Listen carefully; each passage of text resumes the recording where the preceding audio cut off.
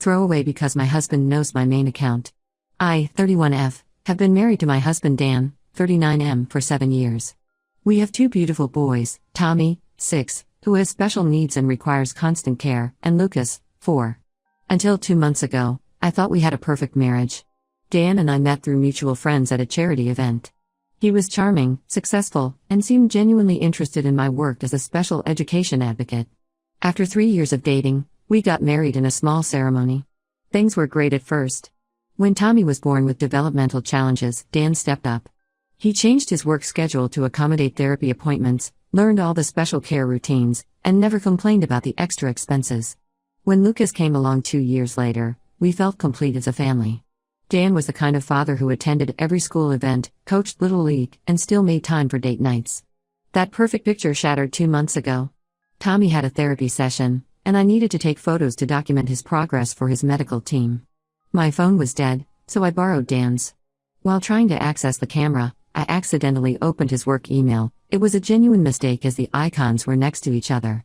What I saw made me freeze. There were dozens of inappropriate emails between Dan and his co-worker Sarah, 34F.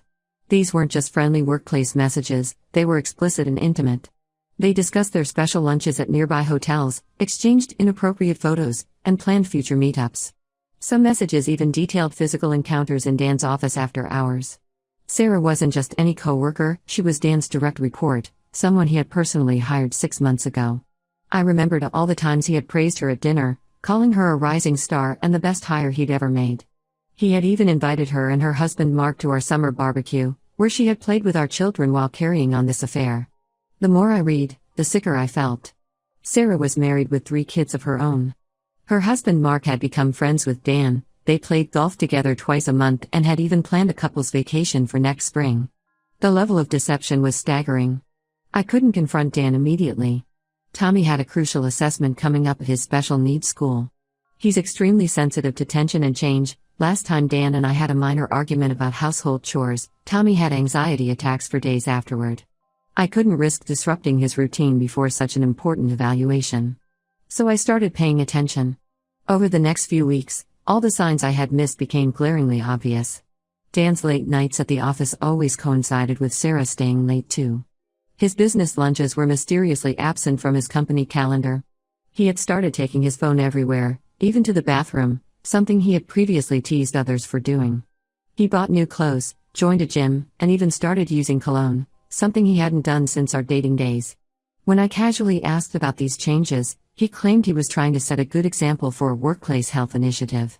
I created a fake email account and sent an anonymous message to Sarah's husband Mark, asking if he knew about the special lunches and hotel meetings. I felt terrible about potentially destroying another family, but Mark deserved to know. He never responded, and I later noticed he had marked the email as spam. The breaking point came last week.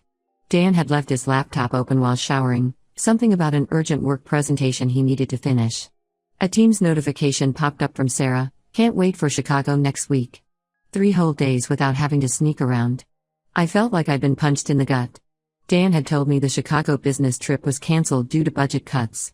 He had even shown me an email from his boss about company-wide travel restrictions. Now I wondered if that email was fake too. That evening, after ensuring Tommy was settled in his routine and Lucas was asleep, I confronted Dan. His reaction confirmed everything.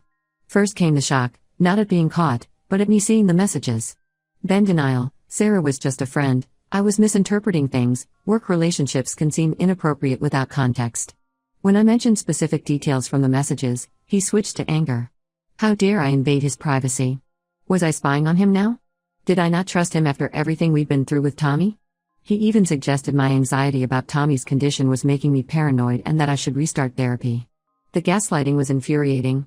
I had screenshots of everything, the emails, the team's messages, his location history showing extended stays at hotels during lunch meetings, even expense reports he had doctored to hide restaurant bills.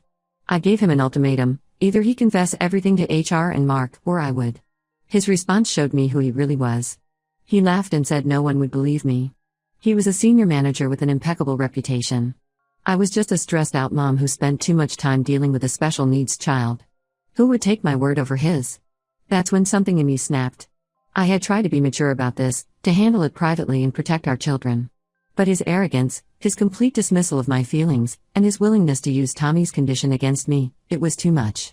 While he slept, I logged into his work email. He never changed his password, it was still Tommy's birthdate, and forwarded every inappropriate email between him and Sarah to the entire office. Every department, every manager, HR, the CEO, everyone. I made sure to BCC Mark too. The fallout was nuclear. Dan is suspended pending an investigation. Sarah resigned immediately. Mark has moved out of their house and his lawyer has already contacted me for copies of the emails. Dan is staying at his brother's place, alternating between calling me to beg for forgiveness and leaving angry voicemails threatening legal action for destroying his career. I know what I did was extreme. I could have handled it privately or gone directly to HR. But after seeing his arrogance, knowing he thought he could use our son's condition to discredit me, I wanted everyone to see who he really was. My only real concern is Tommy. He keeps asking where Daddy is, and any disruption to his routine causes anxiety. But I couldn't let Dan keep deceiving everyone while painting me as an unstable, paranoid wife. Ida for exposing everything instead of handling it privately?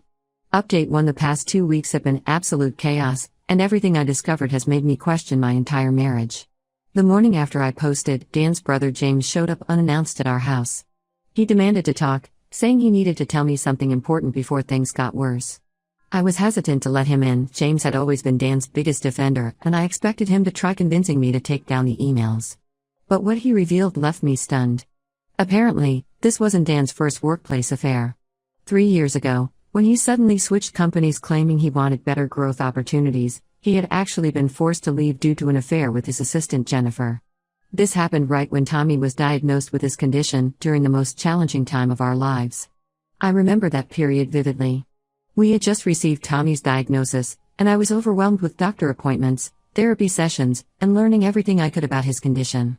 Dan had seemed supportive, taking on extra work hours to cover the medical bills. Now I know those extra hours were spent with Jennifer. James revealed he had helped cover everything up. Jennifer had threatened to expose the affair to both the company and me. She had evidence of Dan using company funds to buy her gifts and take her on fake business trips. James, who works in law, helped Dan negotiate a quiet resignation and found him his current job through some connections. He also paid Jennifer $50,000 from his own savings to keep quiet, making her sign an NDA. The timing made me physically sick. While I was spending sleepless nights researching therapies for Tommy, attending support groups, and trying to understand his future needs, my husband was having an affair and his brother was helping hide it. James claimed he did it to protect our family, especially Tommy, but I wonder if he just wanted to protect the family name. Things at Dan's current company got even messier. HR's investigation revealed a pattern of misconduct that went beyond the affair. Dan had given Sarah unauthorized bonuses totaling over $30,000 in 6 months. He had promoted her twice, bypassing more qualified candidates, including 2 who had filed complaints. The company is now auditing every decision he made in the past year. My email blast also exposed 3 other managers who had similar inappropriate relationships with subordinates. One was even Sarah's previous boss, suggesting she had a pattern of sleeping her way up the corporate ladder. The CEO has started a company-wide investigation into what they're calling a culture of misconduct. Dan's threats about legal action disappeared quickly. His lawyer apparently told him any lawsuit would require him to testify under oath about the affair and financial misconduct. Instead, he's trying a different approach, painting me as mentally unstable. He's telling everyone that the stress of caring for Tommy has affected my mental health, that I imagined the whole affair due to paranoid delusions. Some of our friends actually believe him. The Andersons, who we've known for 5 years, suggested I should get help before making such serious accusations. The Wilsons, whose daughter goes to school with Lucas, asked if I had considered how this would affect our children's future. Even our neighbor Mrs. Peterson, who used to bring casseroles when Tommy had rough weeks, said I should have handled things privately instead of vindictively destroying a good man's career. But I also received unexpected support. Mark, Sarah's husband, came to see me after reading the emails. He had suspected something was wrong for months but couldn't prove it. Sarah's behavior had changed. She was always on her phone, working late, and picking fights about trivial things. When he questioned her, she would use their children as emotional leverage, asking if he wanted to break up their family over his baseless jealousy. Mark shared his own screenshots of suspicious messages and location history. He had started documenting everything but felt guilty about doubting his wife. Sarah had been gaslighting him for months, making him feel paranoid and controlling. He thanked me repeatedly for exposing everything and asked for copies of all evidence for his divorce lawyer. The most surprising support came from an unexpected source. The CEO's wife, Eleanor, requested a private meeting with me. She shared her own story from 15 years ago. She had caught another executive having an affair with her then husband but stayed quiet to protect their children. She regretted that decision every day, especially after learning that the same executive had gone on to harass multiple employees over the years. Eleanor promised to ensure the company handled this properly, saying it was time to break the cycle of silence that protected men like Dan. Tommy is struggling with the changes, as I feared. He gets anxious when his routine is disrupted, and Dan's absence is a major disruption.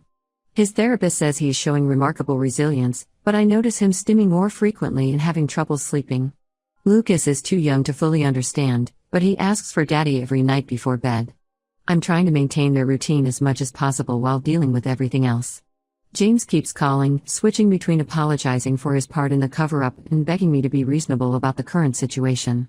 He offered to help negotiate a private settlement if I agree to retract my allegations. When I refused, he hinted that he had evidence of my own misconduct that could affect custody arrangements. I blocked his number after that. I'm documenting everything now, every call, every threat, every attempt at manipulation. I won't let them twist this situation around and paint me as the villain. Dan made his choices, multiple times, and now he has to face the consequences.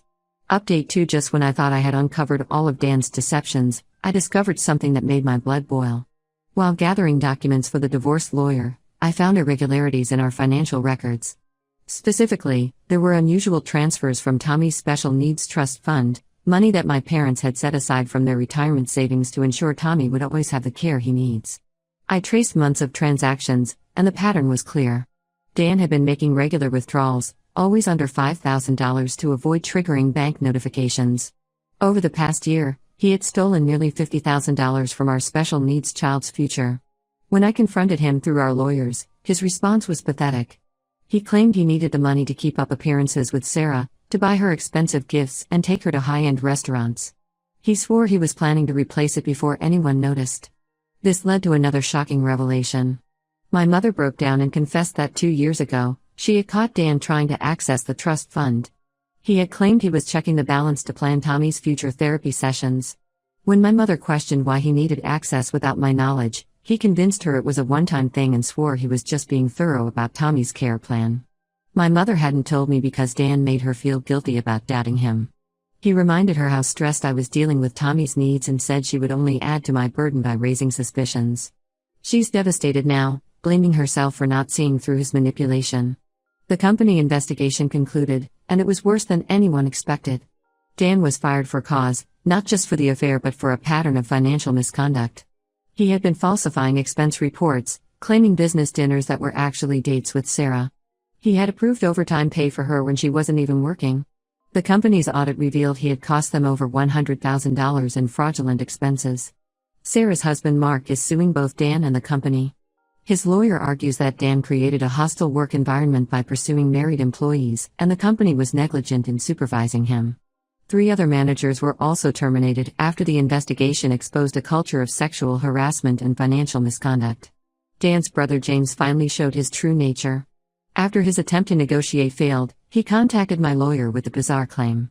He said I had known about Dan's previous affairs for years but had used the information to blackmail Dan for money and privileges. According to James, I had threatened to expose Dan multiple times to get him to spend more on Tommy's treatments. It's completely false. I had no idea about any affairs until now, but James claims to have emails proving it. The reality is that James helped Dan create fake emails, backdated to make it look like I was aware of the affairs. They're trying to paint me as an opportunist who used my child's condition to extort money.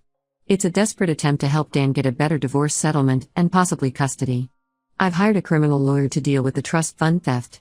The lawyer says we have a strong case, the transfers are clearly documented, and Dan's admission about using the money for his affair is damning. She thinks he could face serious charges given that he stole from a special needs trust fund.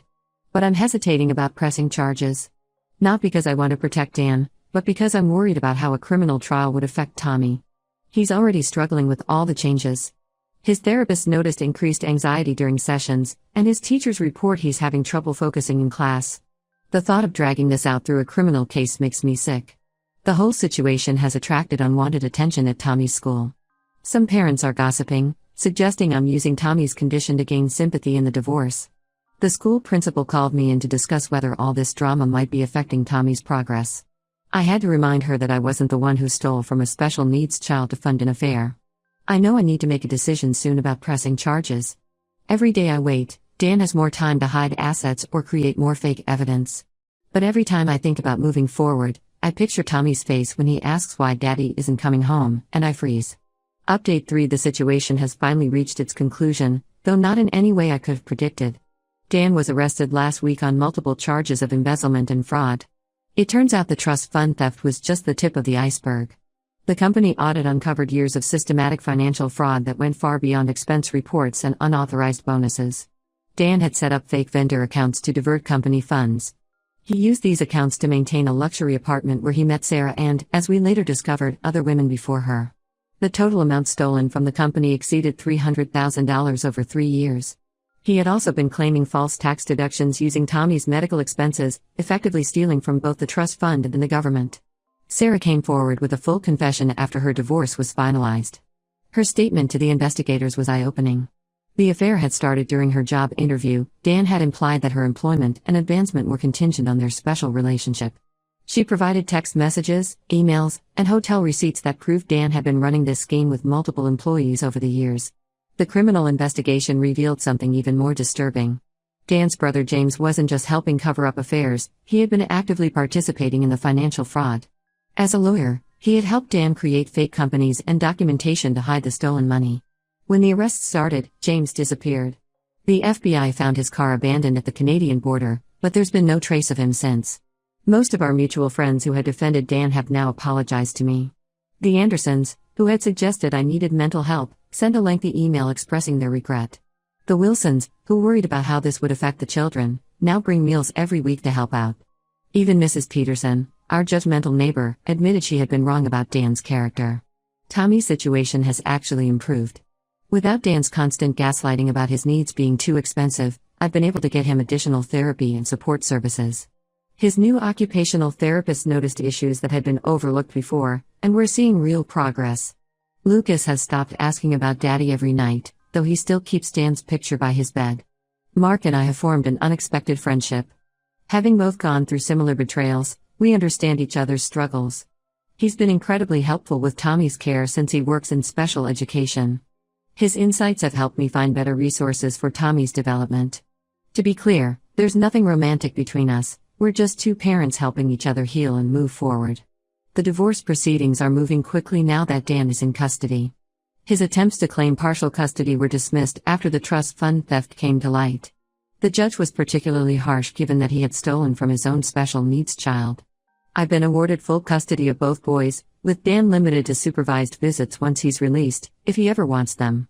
I started a support group for parents of special needs children who are going through divorce or dealing with financial abuse. The response has been overwhelming. So many parents have similar stories of partners using their child's condition as a weapon or stealing from medical funds. We meet weekly, share resources, and help each other navigate legal and emotional challenges. The company has implemented major changes following this scandal. They've established a victims fund for employees affected by similar misconduct and created new oversight procedures for expense accounts and promotions. The CEO's wife Eleanor is heading a committee to address workplace harassment and financial transparency. Dan is facing significant prison time. His lawyers have approached me about a plea deal, suggesting I write a letter requesting leniency in exchange for a larger divorce settlement. I declined. He didn't show mercy when he stole from his special needs son. I won't help him avoid consequences now. Some people still ask if I regret exposing everything so publicly. I don't. Sometimes shining a light on darkness is the only way to eliminate it, no matter how messy the process becomes. Tommy and Lucas deserve better than a life built on lies, and I'm finally able to give them that.